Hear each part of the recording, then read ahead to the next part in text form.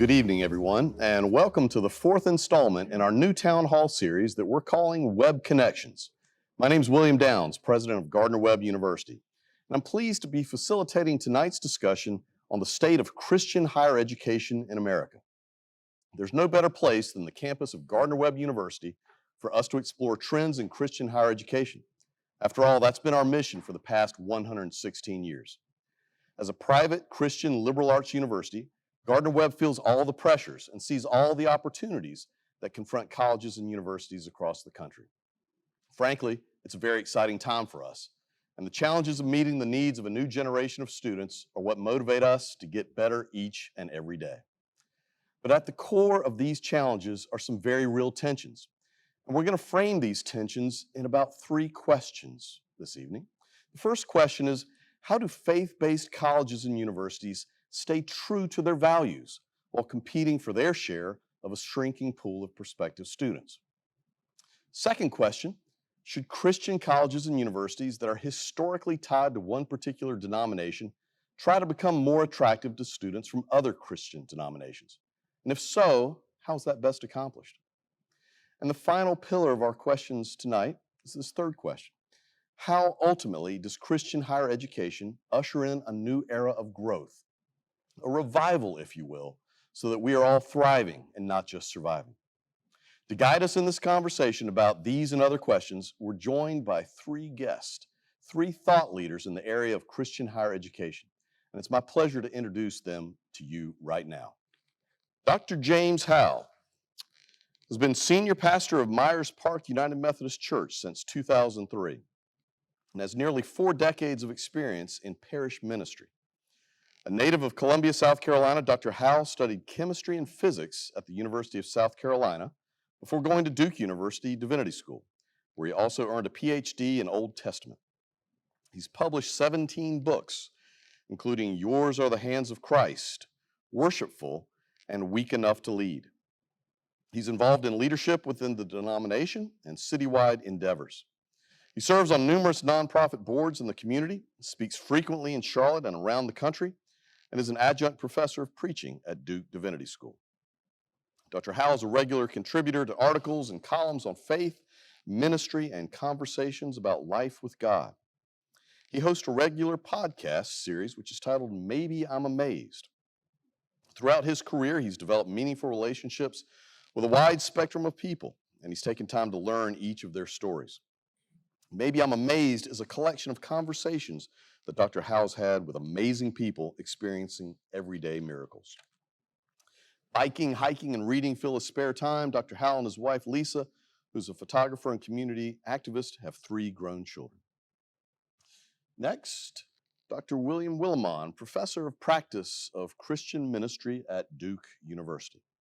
Dr. Wilemon holds a Bachelor of Arts from Wofford, Master of Divinity from Yale, and Doctor of Sacred Theology from Emory University. A bishop in the United Methodist Church, Professor Wilemon served as the Dean of Duke Chapel and Professor of Christian Ministry at Duke University for 20 years. He returned to Duke after serving as the Bishop of the North Alabama Conference from 2004 to 2012.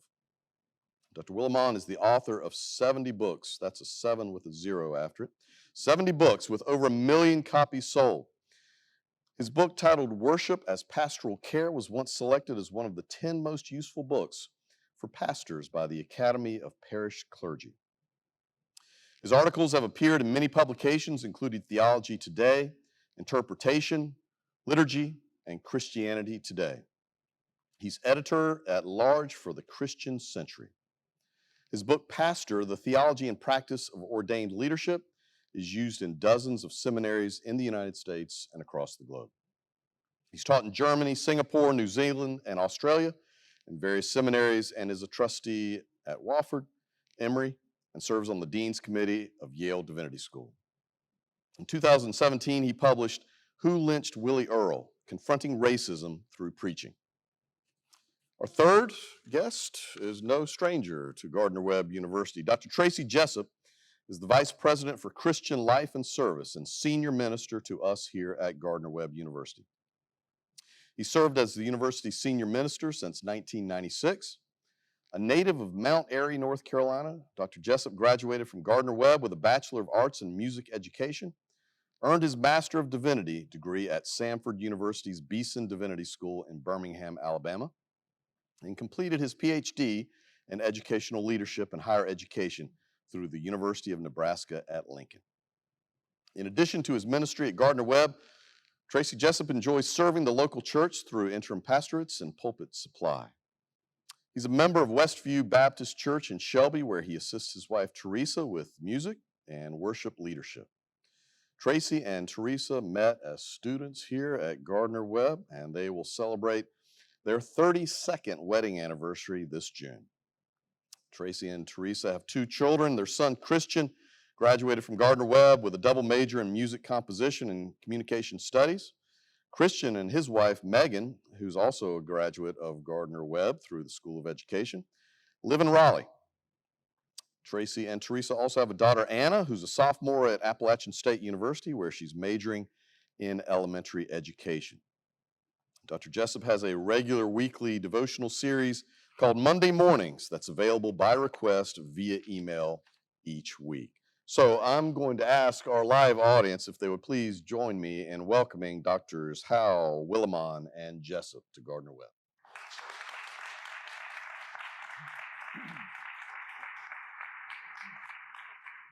Now, to get us started, I've got a few set questions for our panel, but then we're eager to open up the floor to members of our audience for their questions. And we'll start with a broad topic, and that is the continuing relevance of Christian higher education. You know, there are some in our society who call into the question the very value of a college education, leaving aside Christian higher education. Many question the value of a college education. Some of that's political. Some of that's a byproduct of the for-profit entities that now crowd our education marketplace. I'd like each of you to share your opening thoughts about whether you think it's important in the year 2021 that we still have Christian higher education as a prominent and accessible option for high school graduates. Dr. Howe, get us started. How could one say no? Yes, of course it's important. How that plays out, though, is interesting. So you're right. Education is up for grabs. Everything is ideology. Even sometimes when I talk to college presidents and such, when they talk about their school, it's all about you can have fun here, you can get out, and you can make money when you're done. Once upon a time, education had a different purpose, and that was how do you become a good person? How do you become wise? How do we develop character and become a contributor to the greater good of society? Hopefully the Christian angle to that could remind us of that. Although I wonder, denominational ties for churches, denominations don't matter much to people out there. People come to my church, it's Methodist. They don't know much about Methodism. They maybe have been Baptist. They maybe have been Presbyterian. They might like the idea that their child would go to a church-related institution, but that's more symbolic of something that they think it'll be a safe place. My child may behave better while they're there. They may have some of those values instilled. A lot of that's up for grabs, but it seems important if we could recover why it matters. Dr. Wilemon, how do you confront the naysayers who say perhaps in 2021 we don't need Christian higher education? Well, I think my own church denomination, we founded 280 colleges and universities in America. I think partly you use the word accessible. One of the church's concerns, presumably, in establishing a place like Gardner-Webb is to make education more broadly accessible, relatable to constituencies that were often underserved. Today in higher education, inclusivity is a big deal. Well, in a sense, Christian higher education began as an attempt to help people experience higher education who many times have been shut out of higher education.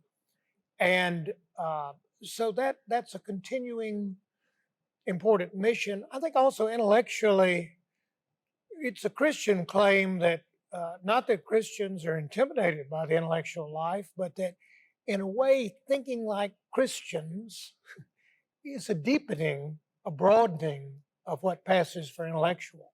And one thing I find intriguing is we got a new generation of students, many times who, as you relate to them, their attitude is, thank you, chemistry, thank you, biology, thank you, political science, thank you, sociology, literature. Could we have a little deeper reading, though, of human issues?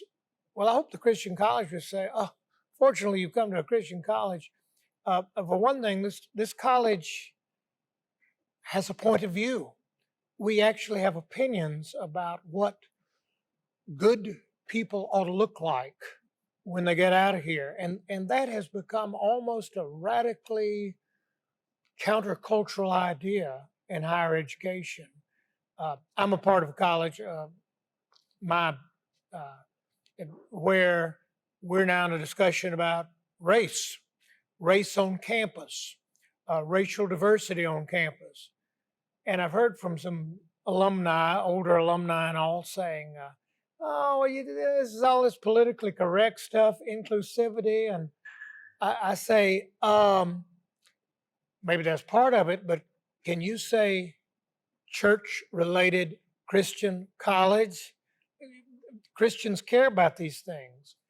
And one other thing I'll just say as a church person, I love it when the colleges that the church established to help further the church's goals and form the church's youth are also leading the church and saying to the church, hey, church, you got to think some stuff through differently.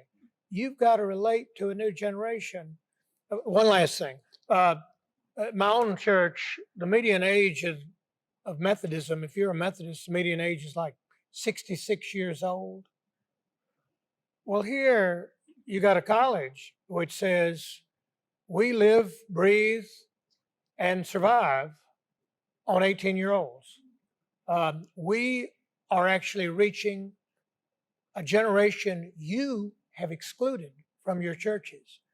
You didn't intend to, but that's what's happened.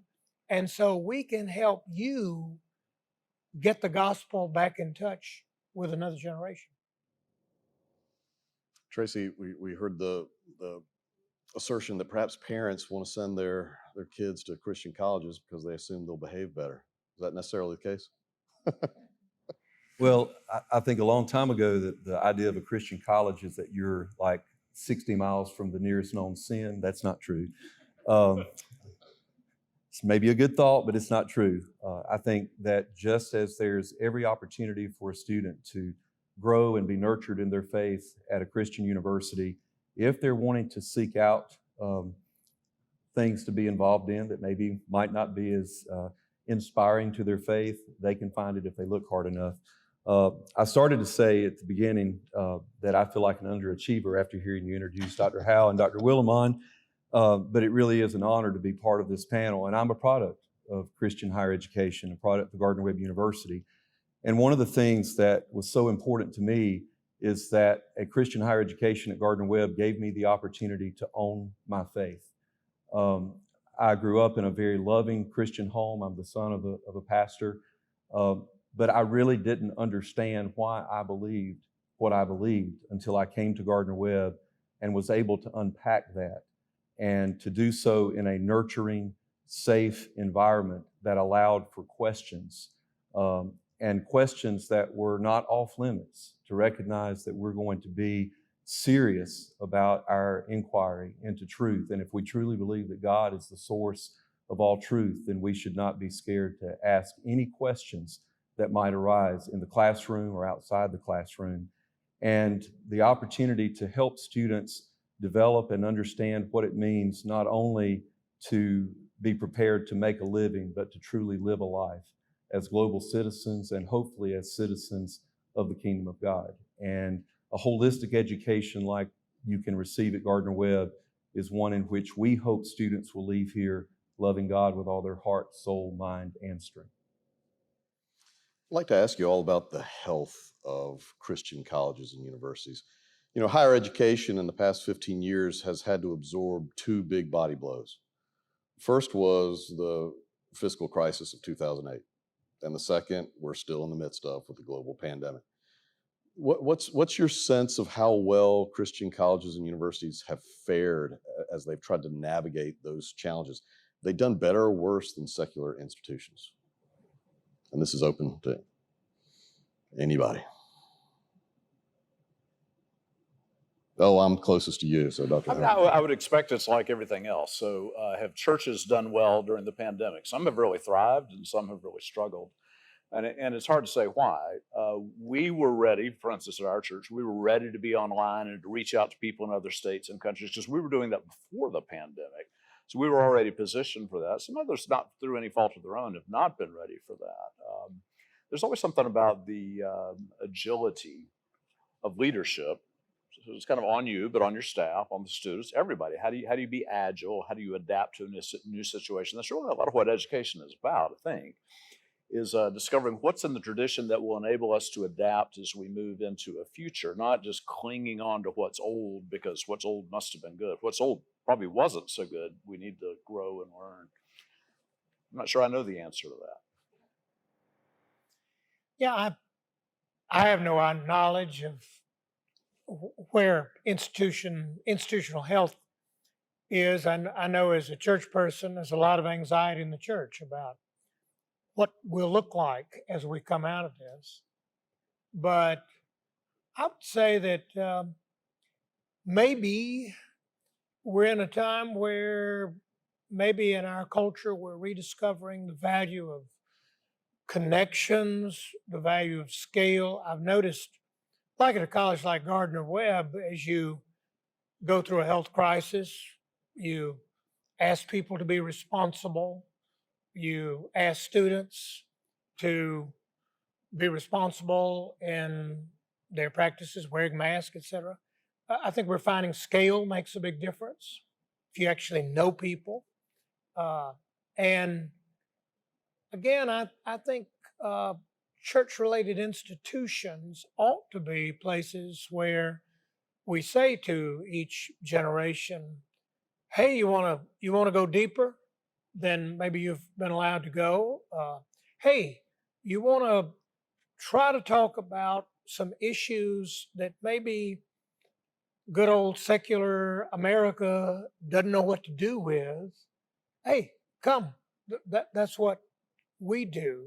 And I know for me, coming to a church-related college meant going to a place where people talked about things the church should have been talking about, but wasn't.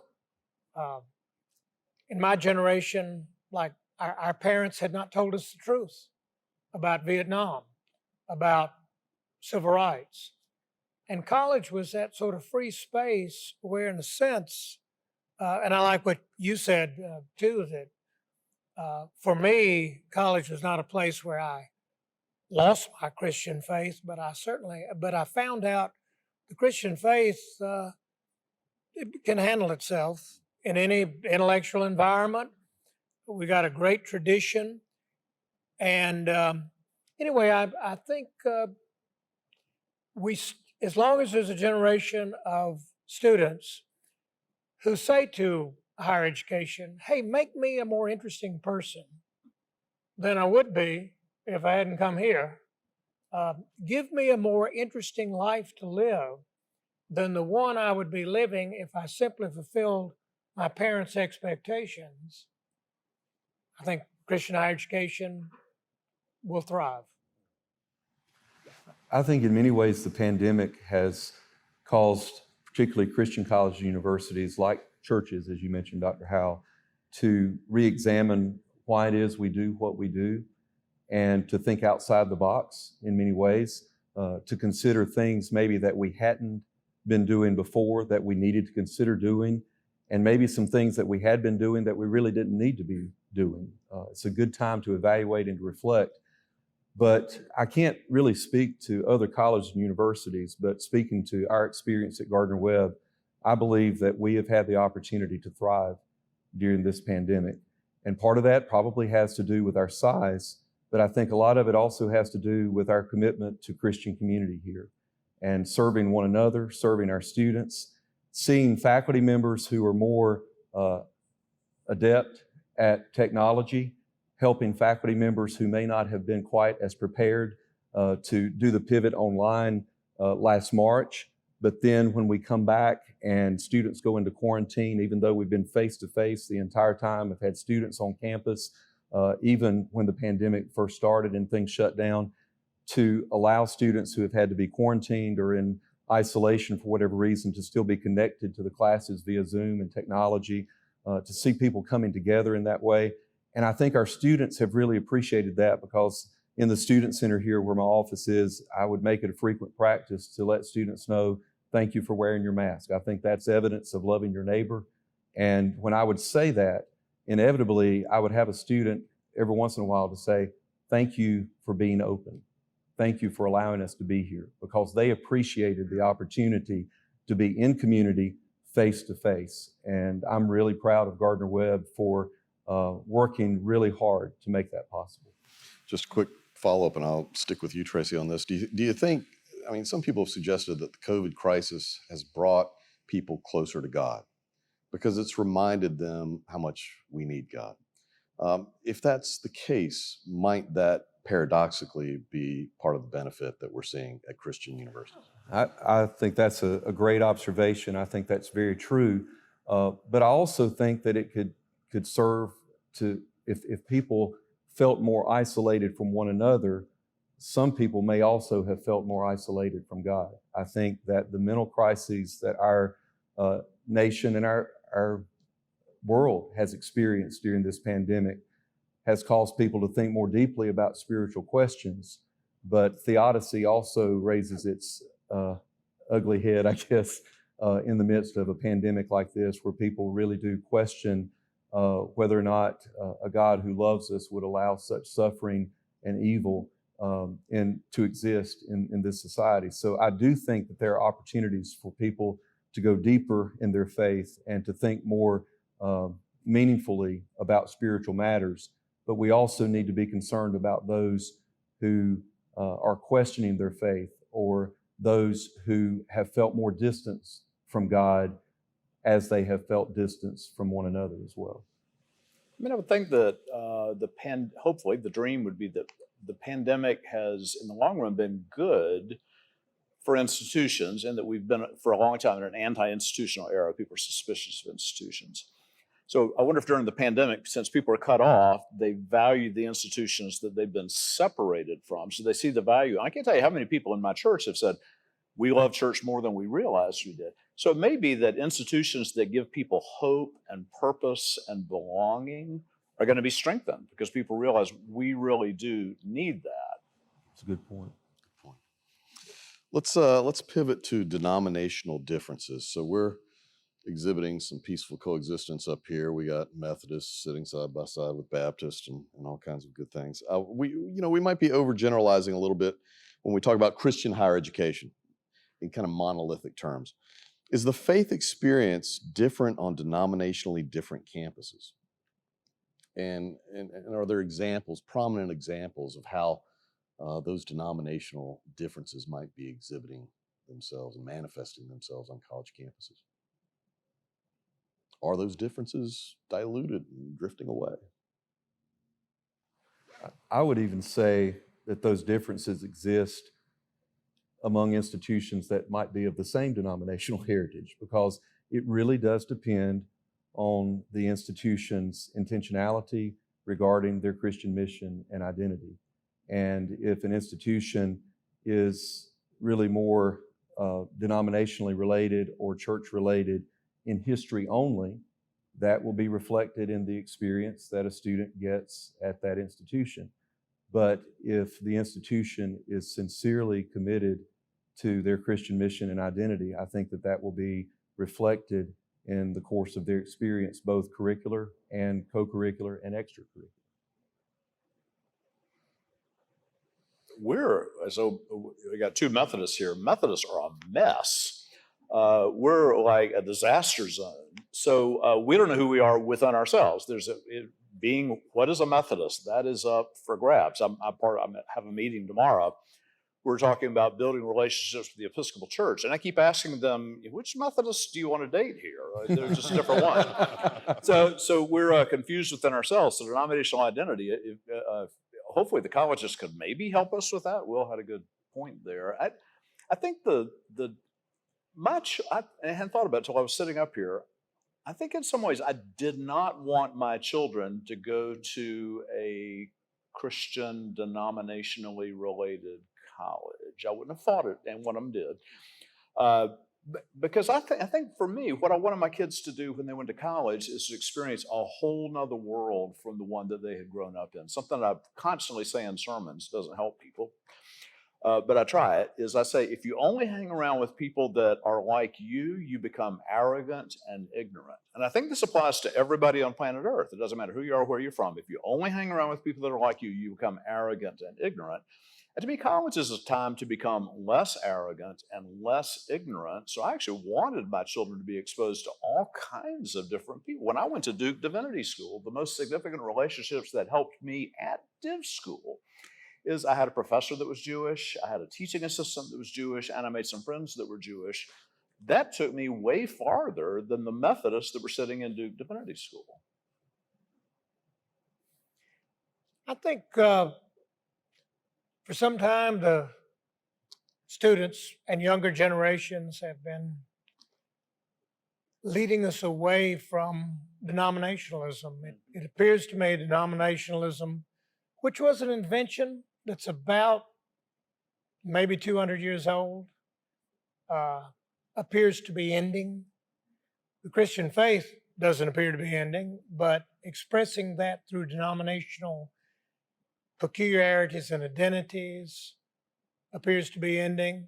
That frightens me a bit because I'm a product of a denomination and I have worked it to my advantage.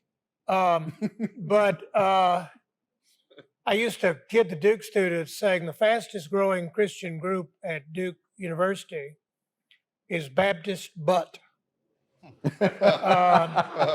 And that was followed by the Catholic butt and the Jewish butt. And, you know, I'm Episcopalian, but I don't agree with all, or I don't like the clergy, I don't like this or that.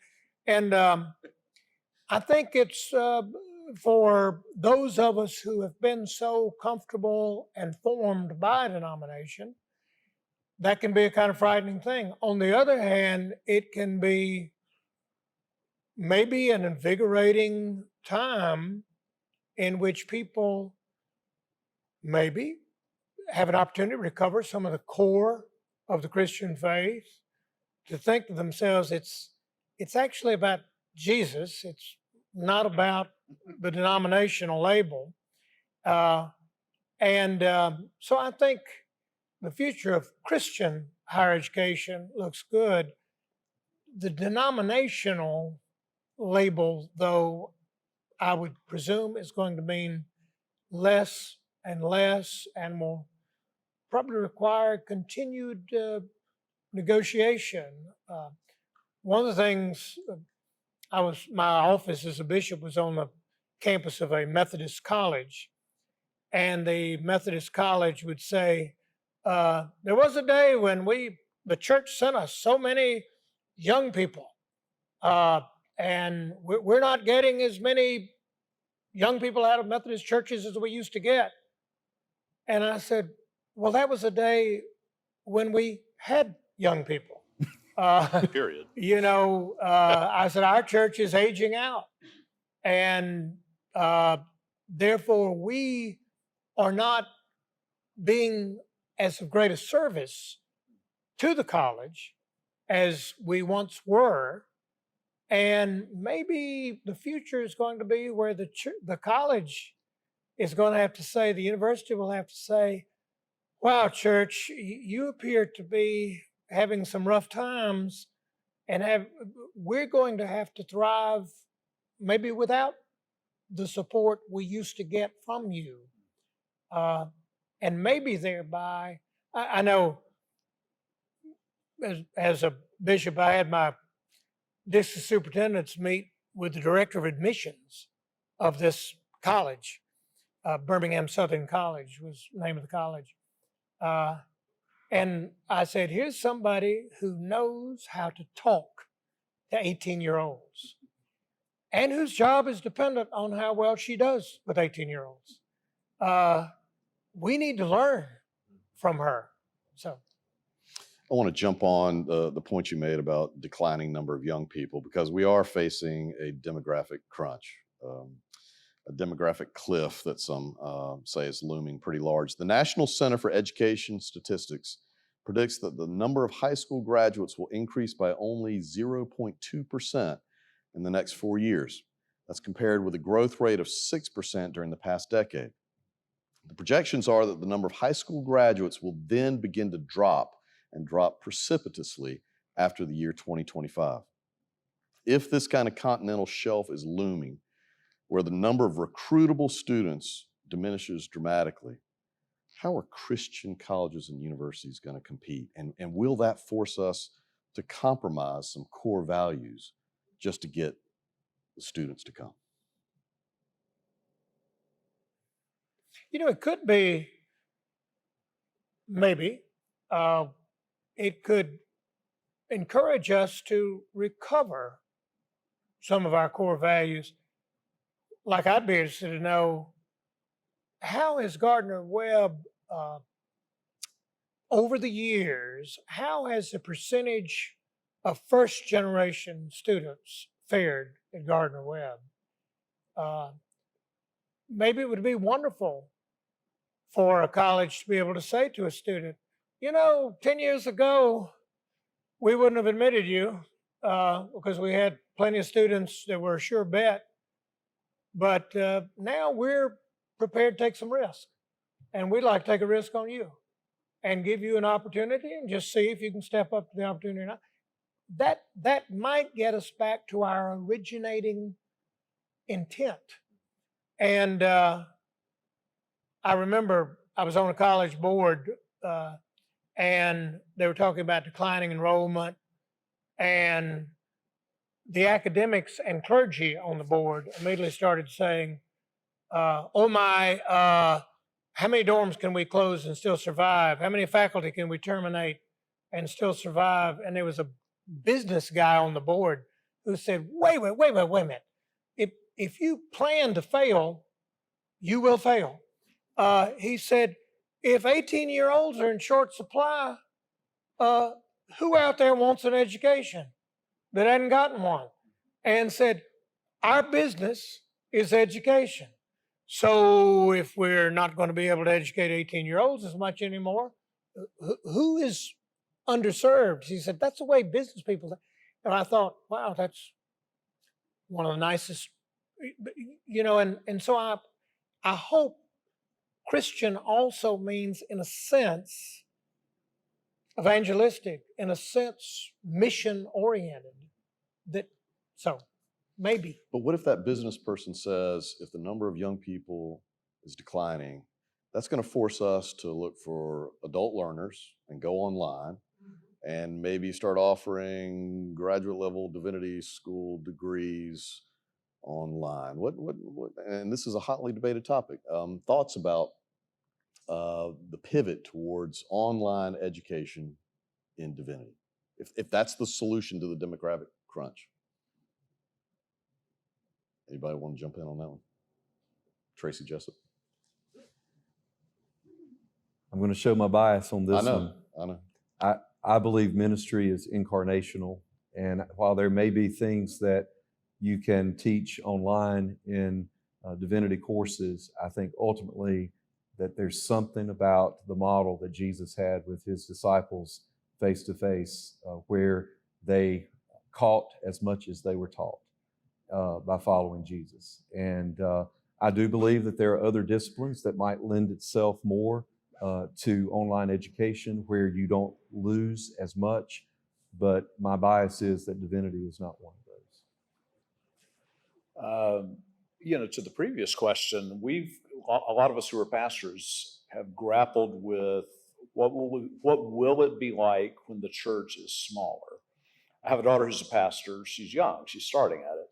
By the time she is my age, there will be fewer Americans in churches, unless just something radical. So the churches will be smaller. So the question is, will that be failure, or will that be just a new reality that may not be a bad reality? I serve a great big church. A lot of people wish it were smaller, right? You'd have more intimacy. With the online thing, I agree with you. Being in person, I've taught online for Duke, and I always hate it when we're on the computer because I think they're multitasking, they're whatever they're doing. I know during the pandemic, though, our church, we are different than we were a year ago. So we have small groups now, and they meet on the computer. And I was with a group late last week. There's a woman from Canada, there's somebody from the United Kingdom, there's somebody from Georgia, there's somebody from Kansas. They are now part of a small group and have been part of a small group meeting weekly for a year. So the question came up, are we going to go back to meeting in person? And everyone said, absolutely not. We have significant community now with somebody in Canada who's not going to commute down to Charlotte. Early on, I hated the online things and it felt impersonal. People have gotten better at it. People are pretty honest online. They do a lot of the stuff that you want people to do in person. So I'm optimistic about what that can mean. Our church, we're all over the place now, and we're not going to back up on that.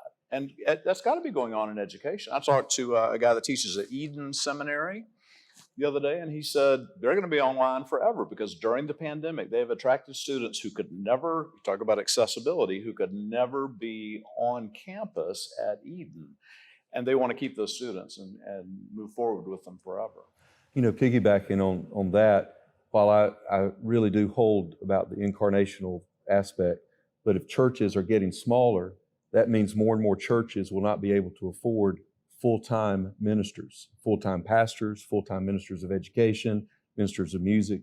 I think the great opportunity for Christian colleges and universities is to perhaps help train pastors who may have been full-time where their churches go part-time to help them acquire other life skills where they have another vocation. And that's the way that we can serve the church, serve God's people, and continue to make an impact for the kingdom of God as well. Or vice versa. Somebody who's been a plumber has a call to ministry and becomes bivocational. Right. You equip that person to do that. Exactly. Which is probably good for a church. They'd have somebody with a real job who's their pastor. I think what would be great is if we could say, I would think you're right. We're going to be more online. Duke Divinity School is beginning an online MDiv this year. Never thought I'd see it happen. At the same time, I think online education has shown it's possible, but it also requires refashioning of faculty and changes. And what would be interesting is say, we're online to this degree, we're hybrid to this degree, but because we're Christian, we do it a little differently. I have no idea what exactly that means, but I remember years ago, Barbara Brown Taylor, a great Episcopal preacher, had an article on why she didn't do email. She does email now, she gave in, but back then she was resisting. And she said, hey, can you say incarnational? Christians don't regard as communication that which doesn't have bodies. We got to have bodies to be in communion. It's the body of Christ. And I think there is that truth. I know this year teaching online, I hope I've tried harder to say, this is so frustrating not having everybody in the room. What can I do to help that? And I've tried to reorganize the class into triads. I tried to, like I've never taught a class where I had a personal conversation with every single student before the class began, online. But the weird thing was, on the first day of class, I realized I knew every single student's name. And because I can see them all on Zoom and there's their face and I get the name together. And I know that that's not the same as having them in the room. I also found out too, the students, I complimented one student. I said, I really appreciate the way you've reached out to me. And you have connected with me and have given me the opportunity to connect with you. I said, I realize maybe students are better at this than we old guys. And then he said, I've been dating someone for 6 months and I've only been physically with them for 4 times. And I said, well, that's disgusting. But, I said, wow, if you can have a romantic relationship with someone online, I mean, relating to me as a faculty member has got to be easy. So I think we're going to have to learn to function in that new world. And to solve what we as a church find to be the biggest problem with the great things. So 2 things. One is when we have meetings, my trustees meet, whoever meets, and everybody's on the screen and you have the meeting. And I realize these have become bad meetings. And the reason is we define in the meeting, but church decisions don't get made in meetings. Church decisions get made when people walk out to the car after the meeting and say, parking lot. I didn't get to say that. And what do you think about that? That's where consolidation really comes. Our classes, somebody in Canada, she loves being in the class, but you miss the walking back down the hall. Let's go get a glass of, can I say glass of wine at a Baptist? You can. Yes. You can.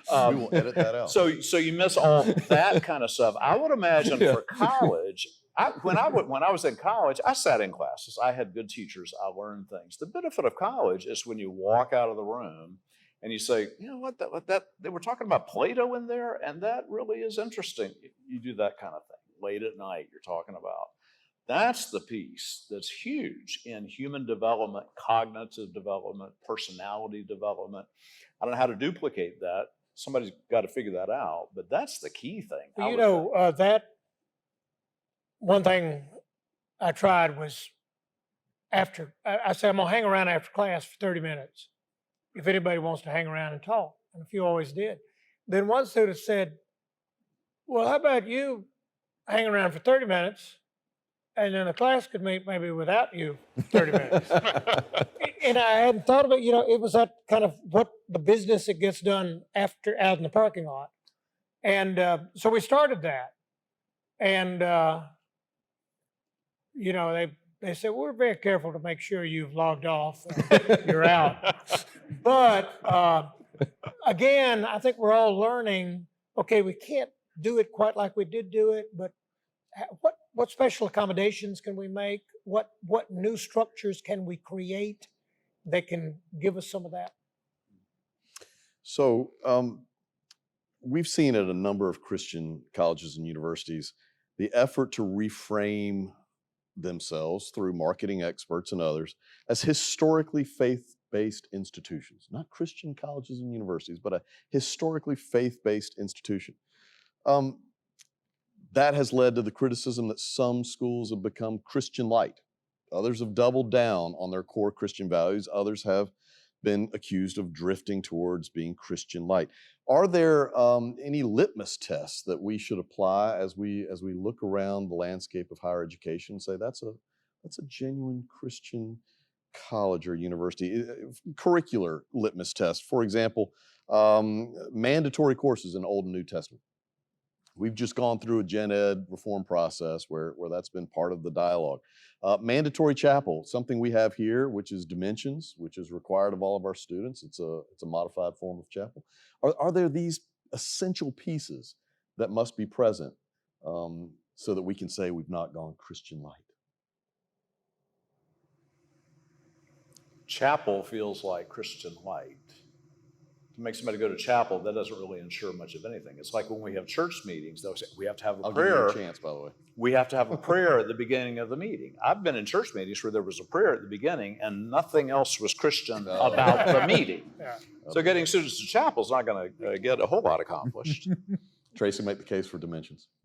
Well, no, I understand where Dr. Howell is coming from in relationship to that. The concern that I have in regards to that has to do with the fact that once you give up that opportunity of gathering and community, because at most colleges and universities, that is the one time, except for graduation, that you have first year, and for Gardner-Webb, it's first and second year students together. Ours is a modified version where it's not forced worship. We do not do music or anything like that. It's more we have a speaker that comes in, and from a Christian perspective, it may be a testimony, it may be a life experience that they share. We do have preachers that come in every so often. I'm not against that since I happen to be a pastor, but I think that there's an element. As a matter of fact, one of the purposes of our Dimensions program is to promote a sense of community. And so together, those students are coming and sharing in community. And even if it is quote unquote forced because we have it as a graduation requirement, it is a common experience that all students have together that we try to nurture and to do so in a positive way. But I would say, in going back to the question there in terms of a litmus test, I am concerned that so much of Christian higher education today, like so much that exists in the church, is being shaped in the political arena rather than in the kingdom of God. That we're taking our cues from either liberal or conservative politics rather than reclaiming, as Dr. Wilemon mentioned, our core values and what it truly means to be a Christian university. And I don't think you have to have a litmus test to do that. I think you just need to be faithful in living out what that means by, well, in Baptist terms, the priesthood of all believers, and our ability to live out the Christian life as guided by the Holy Spirit. Let's go after this notion of revival. It's often said to me that for Christian universities to truly experience a revival of popular interest, that we're gonna have to resolve what some see as a false dichotomy, the footloose dichotomy, if you remember the old movie, Kevin Bacon, where Christianity is not fun. Is faith, are fun and faith somehow opposed to one another? We think about what attracts students to a college campus. Can life at a Christian university be fun? And I'm going to dare venture into this, and they'll probably edit this out, but do campuses at Christian colleges and universities have to be dry? Can there be Greek life? How do we approach this notion of faith and fun? Because young people today want to enjoy their college experience. Anybody want to touch that one? Dr. Wilemon.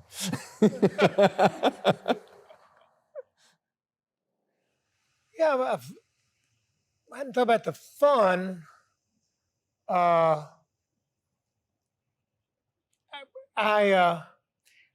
do think to say we're a Christian college, we're a Christian, historically Christian college, it does, it puts a certain burden upon the college to say, well, okay, so how are you different?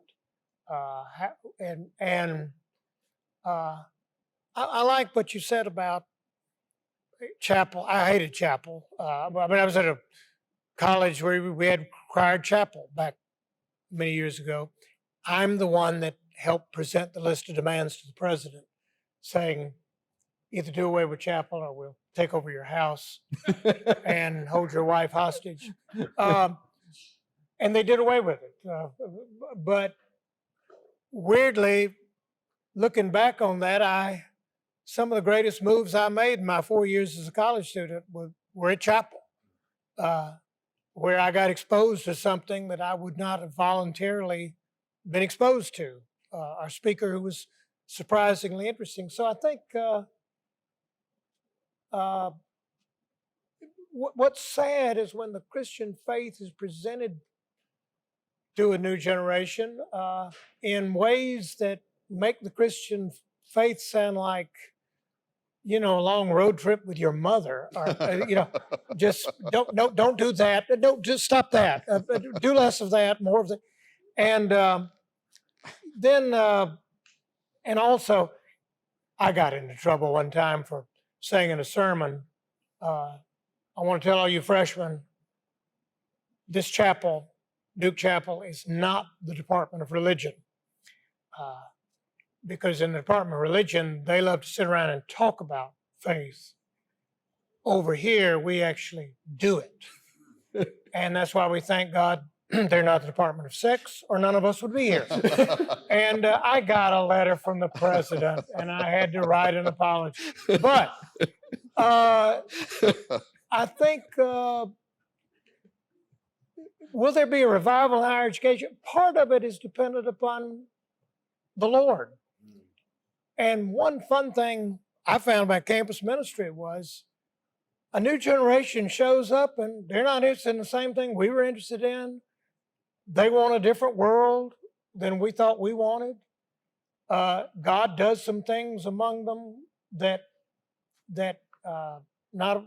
One thing I loved about being a chaplain was students would come in and report some weird, kinky religious experience, and I would just sit there and think, gee, I can't even get into the dorm without permission from the dean of students and a magnetic card. And Jesus just waltzes in there anytime he pleases and disrupts some poor student's life.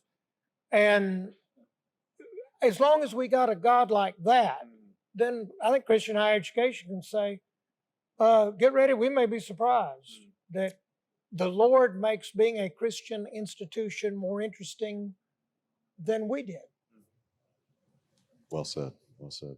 So we've got a talented audience here that's probably chomping at the bit to ask some questions. So I'd like to invite you now to come up to the microphones, introduce yourselves, and pose your questions to the panel.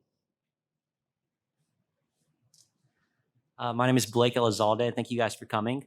Some would say we live in a secular culture. How does that kind of conflict with higher Christian education? And what benefits can we get from the current culture to add to higher Christian education? Yeah, I'd say if we are living in a secular culture, and that's debatable, and there's a big debate, sociologists, religion, are we becoming more secular or less secular? But if we are in a secular, non-religious, spiritual culture, I think, okay, you come to college, you expect some friction, because this stuff maybe a secular culture doesn't know how to talk about. We're going to talk about it. We're going to put it on the table. I remember going into the pandemic, my friend Harawas, Christian theologian, I was talking about, I just feel so sorry for churches and clergy having to deal with the pandemic. And he said, I think it's really tough being clergy right now, because how do you deal with Americans who think death is optional? That's a hard crowd to deal with at a time like this. Well, it just, so I'm saying, expect to have your secularity doubted and questioned and probed. Or I'd say, theologically, I always want to say there's no such thing as secular gods and everything or whatever. I think about a story. I think this is yours, Will. I'll steal it. So I was thinking about, Christian higher education. I have a friend that went to Georgetown, and he took chemistry. And I love the way he talked about it. He said, we didn't learn Christian chemistry. Chemistry is just chemistry. But it was Georgetown. The guy that taught chemistry was a Catholic priest. And he said he provided a great conversation partner when you weren't in chemistry class that you wouldn't have had in another setting. But it reminds me of Will's story about, it's not how do we Christianize the secular world? What do we learn from the secular world? I think you told this about the ethics of chemists. Did you? I heard him tell this in the sermon one time. A chemist, he talked about the ethics of chemistry. And the ethics of chemistry are, you always tell the truth, you tell all the truth that you know, and then we have an obligation to disprove each other's truth. Right? So that's what chemists do. And when you hear that in a Christian perspective, you think, that's probably what we ought to be about. We ought to do that all the time. We always tell the truth. We tell all the truth we know. And then we fight with each other. Judaism is more accustomed to this. Judaism expects that you will have multiple opinions. There's not one right answer. And the beauty is in the argument. The beauty is in the growth and learning, because neither of us has the truth figured out yet. So that kind of thing is a great gift from the secular world. A lot of people are afraid of science. Science is the greatest possible thing for the life of faith. It'll blow your mind with things that my parents, my grandparents never thought of, because we know so much more about the world, not secular. Anyway. And the role that I think Christian higher education can play in that, Blake, is the fact that in a world where people are no longer able to have civil discourse, Christians should be able to model civil discourse even among our differences. And so I think that that's a beautiful way that we can intersect with secular culture, is having civil discourse.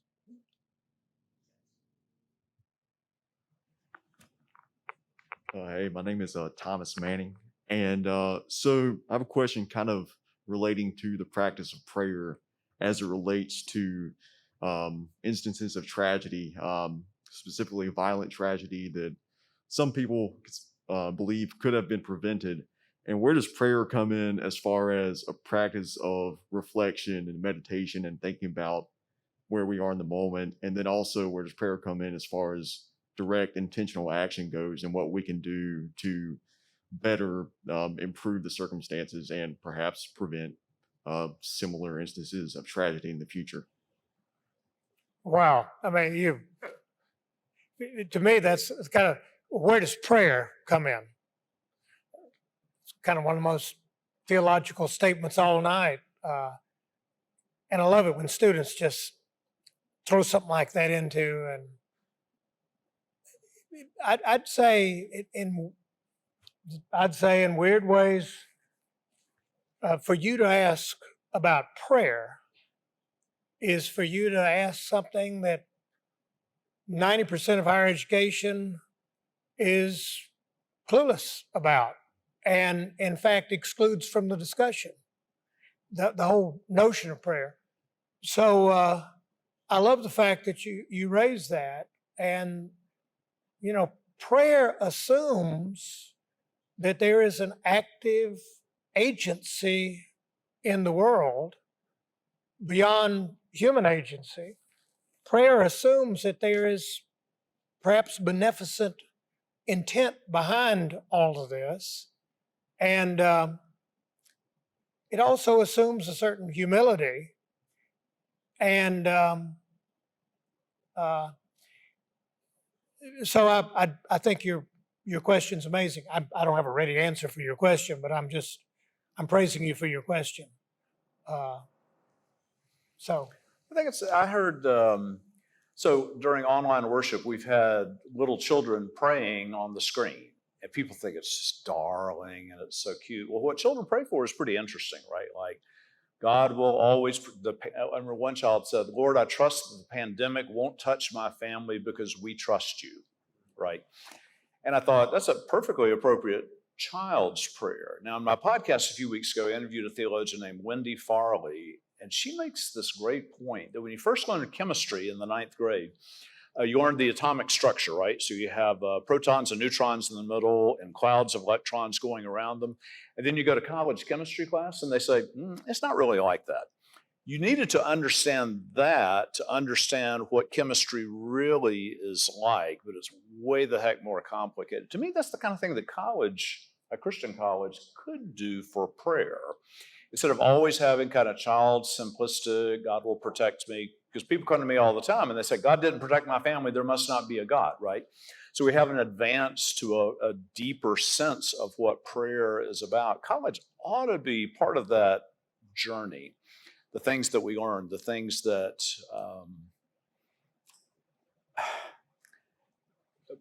how does God field our prayers? Every time there's a public shooting, I wrote a blog on this after one of them. You forget which one. There have been so many mass shootings.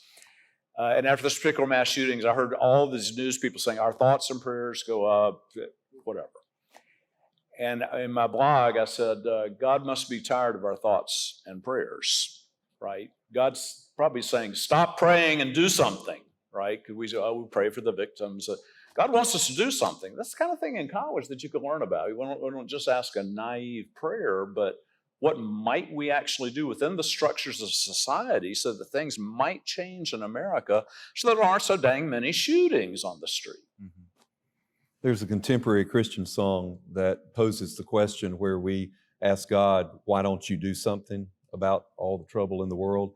And the response is God saying, I already did, I created you. And sort of piggybacking on what Dr. Howell said is that sometimes we need to realize that that we may be the answers to the prayers that we're offering to God because He wants to use us to intervene in a certain situation. And I agree, college is a wonderful opportunity for us to realize that through prayer, God can use us to be the answer that He's wanting to provide. Hello, my name is Anthony Winnett. Questions were able to be submitted anonymously online, and this is just one for you guys.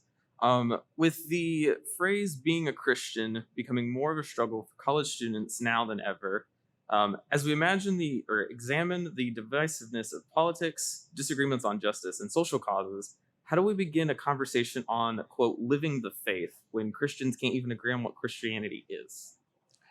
I just would briefly say something I harp on in the pulpit all the time is that our idolatry in our world today, people don't bow down to statues. Our idolatry in the world today is our political ideology. And it's both political ideologies have been made into idols, and they both are idols. And the Christian story isn't left or right. It's something that's different. It's not an average of the two. It's something that's better than the two, higher than the two, just for starters. I also think that Christians ought to acknowledge that a major source of controversy, contention is named Jesus Christ. That the minute Jesus Christ gets going, the trouble starts. And evidently had a nice life before he started preaching and ministry and everything.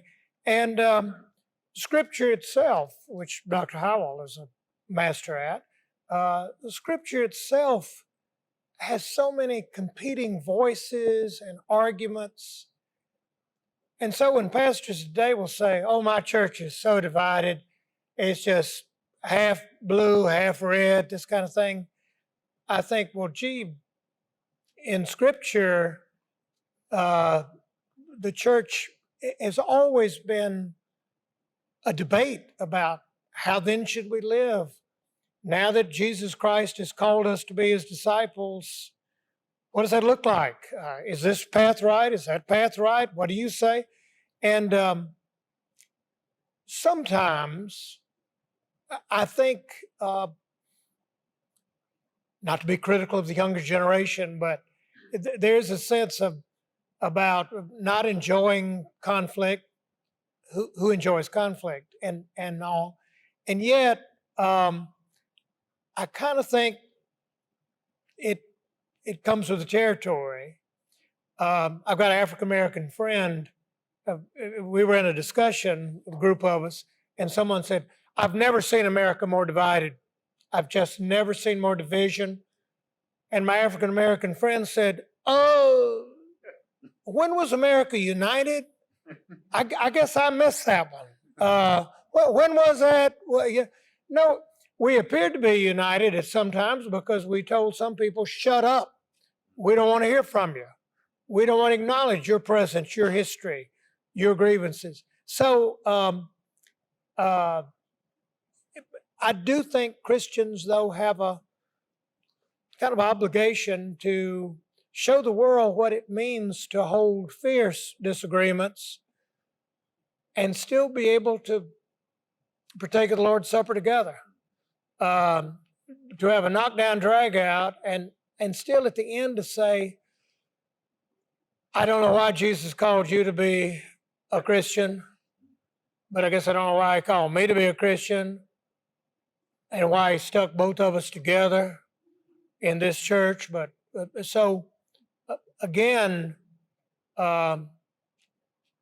I love it in higher education when higher education gives people safe space to have fierce debates and to be honest and truthful with each other and to make the discovery that, wow, I can understand where you're coming from, or wow, we have more in common than I thought. To me, that's very Christian. And I think it's a matter, biblically speaking, of giving others the freedom to work out their own salvation with fear and trembling, as Paul talks about. But then, as he mentions in Ephesians as well, to make every effort to keep the unity of the Spirit and the bond of peace. That those two ideas are not mutually exclusive, that you can give people freedom as they work out their salvation, realizing, as Paul says in that same passage, it is God who is at work in you, both to will and to act according to his good pleasure.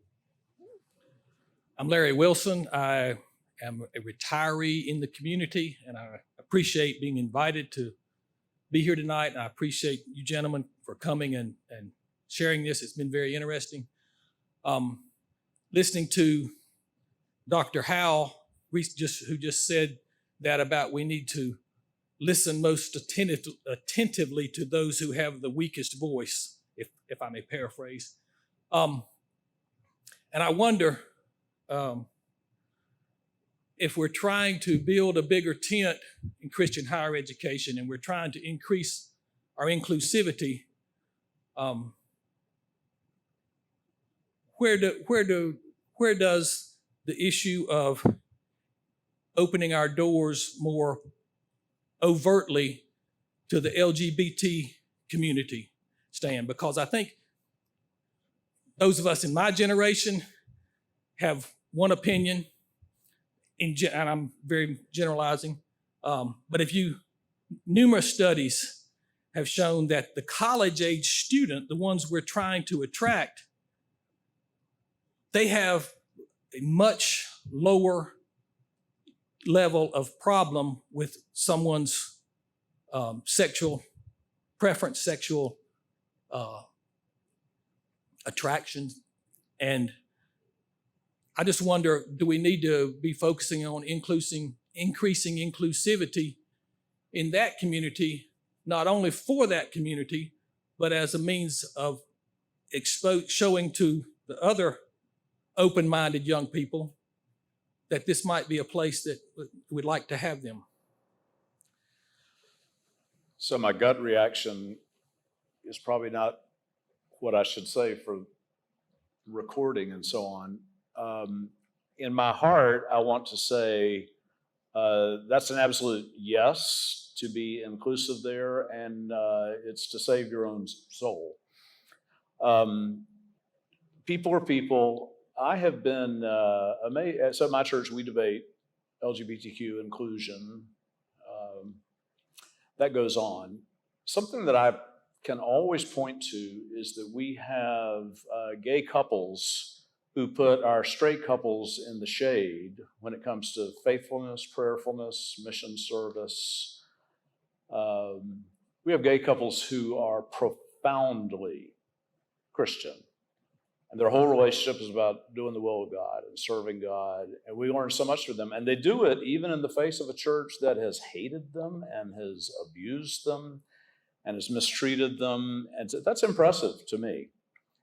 That's a miracle to me, that there are any gay people left in the United Methodist Church after for decades we've said, we don't condone you, you can't. They're still in the church. They still love God. They still love the Methodist Church. That's always a shock to me that they do that. And so to me, they're the witness to the faithfulness of God, not straight people who've been comfortable forever and can kind of do whatever that they want. And it's all, people say, can we marry gay people in the church? We marry straight people who, I'm sorry, they have a bit of a checkered history when it comes to the holiness that they're bringing to the Lord's table when they come to marry, but nobody cares about that. And anyway, you asked the wrong person that question.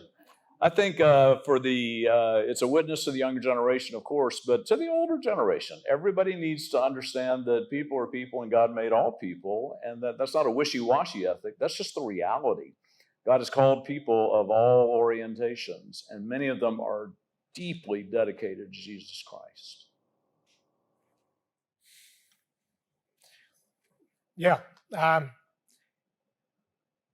How the heck the church ever got into claiming that sexual orientation is related to the Christian faith or salvation. I know of no biblical theological justification for making that debate part of the Christian faith. It just,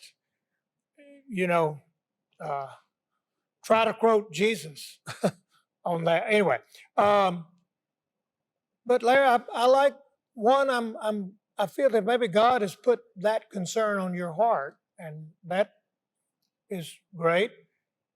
But maybe this is one area that young Christians are leading the way. And I have to give credit in my years as a chaplain. Young Christians helped me to see, one, how it felt to be of a certain sexual orientation, and yet hear some in the church what they said.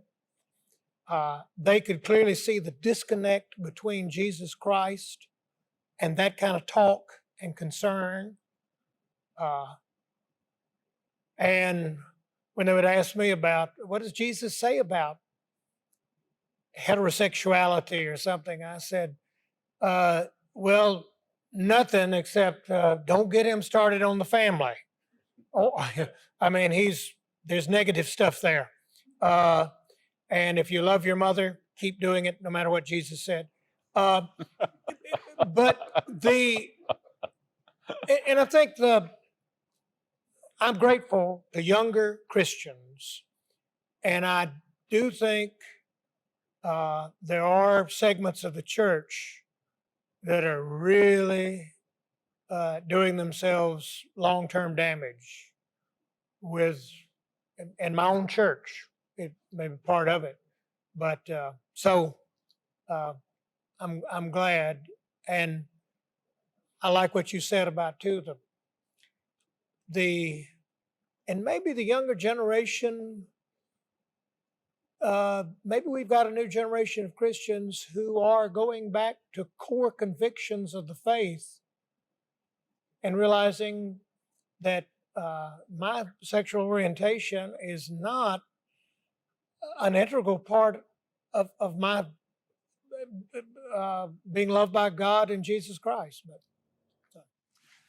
I hold confessionally to a more orthodox view of marriage, and for me, it's based on Matthew 18, where Jesus says that a man shall leave his father and mother and cleave to his wife, and the two will become one, when he quotes back to Genesis as it was in the beginning. However, where I would think that it's important for us to think about this issue is when we think about inclusivity, is not to focus on one issue. When we talk about inclusivity, we treat all persons as having value and being due of dignity and respect because they are created in the image of God. And just because I may disagree in relationship to the issue of marriage, a person can identify as LGBTQ and still be a child of God and someone who is worth my dignity and respect and someone that I would treat with value, and that we can still hold those things in commonality without agreeing necessarily on that issue. And so rather than, I think it's something that the church, quite honestly, has focused too much on in a negative way instead of preaching a gospel of love. Ron Sider, who also, he's a Christian ethicist and environmentalist, he has written an article and he mentions Westboro Baptist Church. If you don't know that church, it's very famous for some of the stands that it takes. And he said that the first thing that the church should do in relationship to the issue of homosexuality is repent. Because when churches like Westboro Baptist Church were picketing, holding signs that says, God hates fags, that the church was silent. And it's important that we recognize that the church should not be silent on this issue, and that we at Gardner-Webb can be supportive of all of our students, even if we happen to disagree with choices that they make, or even choices that they haven't made, what ways that they feel like that they have been created. Even if we have issues with that, we still have a call to be loving and supportive and nurturing of them and offering them the best that we can as an institution of Christian higher education. So some powerful and some pressing questions, and appreciate the response on each of those. Our time has come to wrap up the conversation, but I want to sneak in one exit question before we close. And I want to do so by playing off the title of Dr. Howell's podcast series, Maybe I'm Amazed. And I'd like to ask each of you if you could venture a glimpse at the higher ed landscape, let's say 10 years from now. What would you hope to see? What would you hope to see at a place like Gardner-Webb? What would truly amaze you? I think that I would be amazed in relationship to this community of faith and learning, still having the family feel that we have in such a divisive world, to still maintain that unity, that feeling of family, to recognize that we can still honor our differences of opinion and our differences of thought, and still hold in common things that are important to Christian higher education, things that are at the core of Christian higher education, as I said at the beginning, namely loving God with all your heart, soul, mind, and strength, and loving your neighbor as yourself. If we can continue in that vein, I believe that will truly be amazing in a world that is constantly, trying to pull us to one side or the other instead of bringing us together. Dr. Wilemon, what would amaze you? Well, I hope, I consider a university like this to be holy ground, and that wonder. I'm sure you got a lot of faculty. The reason they're willing to work for what they work for and put up with the challenges is that for the wonder of being present when a life lights up, when, as I remember, a student said to me, he was first generation, and he was in my class in college, and he said, I'd never heard of economics till I got here, and it turns out I got a gift for it. And I didn't even know I had the gift. And I think that's deeply Christian. That sense of wake up to the wonder of the world around you, but at the wonder of you and the fact that God's got plans for you. That wonderful mystery that I think was part of the founding of such an institution, I'm just confident that can continue. I think I'd say that there are people out in the future, there are people out there, maybe even just one, I don't know, who would say, I'd given up on the church. I didn't really think God was an important thing, but I got to be friends with a Gardner-Webb graduate, and because of the way they lived, thought, worked, loved, I'm going to church now. Well said. Good word. Well said. Thank you all. So it's my hope that the future of Christian higher education holds some amazing things for us and for our students. At Gardner-Webb, we'll stay true to our motto, Pro Deo et Humanitate, for God and humanity, but we'll have to be nimble.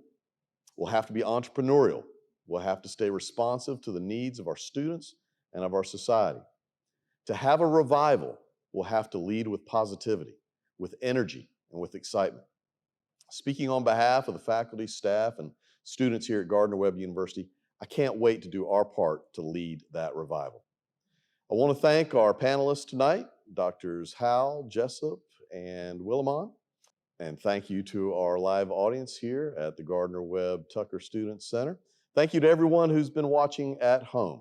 And from us here in Boiling Springs to all of our 35,000 alumni, we wish you a good day and Godspeed.